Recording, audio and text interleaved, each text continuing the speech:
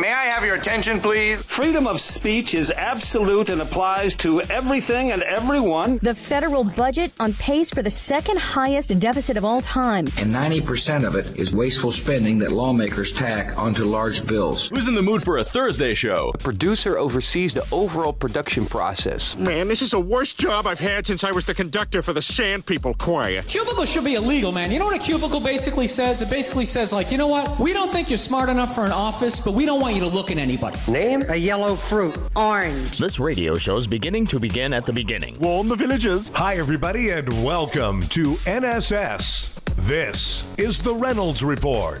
NBC News is moving ahead with plans to air Megyn Kelly's interview with conspiracy theorist Alex Jones this weekend, despite a backlash that has cost the show advertisers and led to Kelly being dropped as host for an event by an organization founded by parents of children killed at the Sandy Hook Elementary School. The network has been taken aback by the response to booking Jones, the InfoWars host who has questioned whether the killing of 26 people in 2012 at the school in Newton, Connecticut, including 22 children, was a hoax, and claims that 9/11 was an inside job perpetrated by then-President George W. Bush. Plane crash survivor Keshi performed a moving audition on Tuesday's America's Got Talent. Originally from Nigeria, but now living in Houston, Texas, the singer said she was auditioning because she wanted to share my voice. When Simon Cowell asked what got her into singing, Keshi seemed to hesitate before saying, "I was in a plane crash when I was 16 years old back in Nigeria. Of the 109 passengers, she was one of just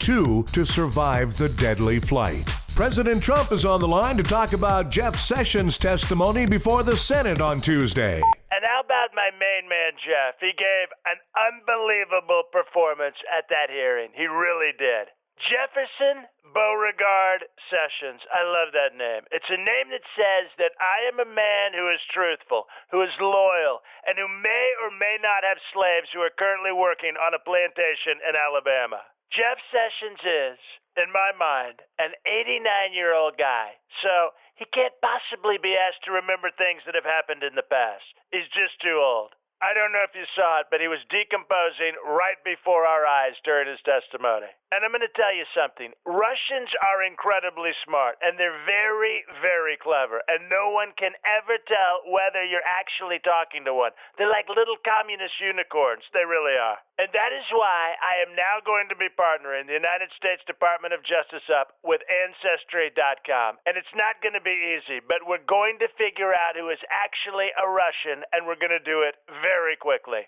Believe me. President Trump turned 71 yesterday. I guess I should get him a present. Hey, does anybody know if there are cell phones that don't connect to Twitter? A friend of the president revealed that he would love to fire Special Investigator Robert Mueller because that wouldn't look suspicious at all. First Lady Melania Trump has officially moved into the White House. In a related story, Donald Trump just moved from the Lincoln bedroom to the Lincoln couch.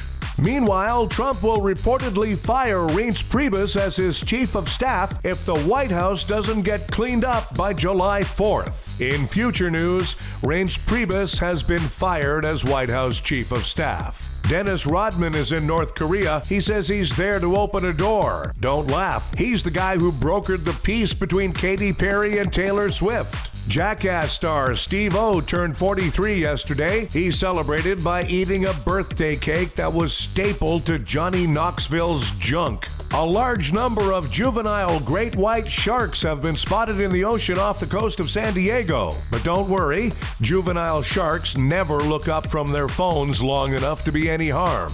New medical research says that red onions fight cancer and intimacy.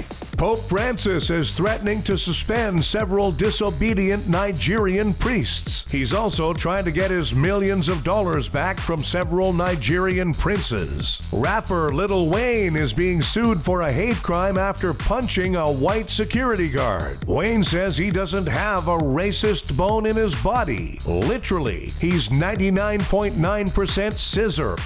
Time for Nobody Gives a Khloe Kardashian and Kendall Jenner have been accused of stealing fashion designs. That's silly. Even stealing something requires doing some work. Hey, fame whores. Nobody gives a f***.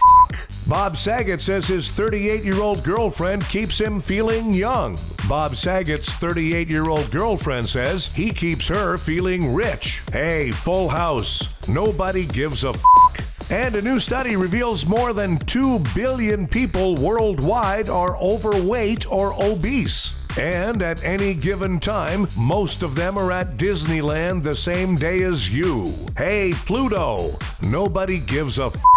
Thanks, everybody. We have a new episode of the Reynolds Report for you every weekday. Be sure to check out NSS Live, starring Frank D'Angelo and his celebrity panel of guests, including the legendary Phil Esposito. Tuesdays and Thursdays, NSS Live.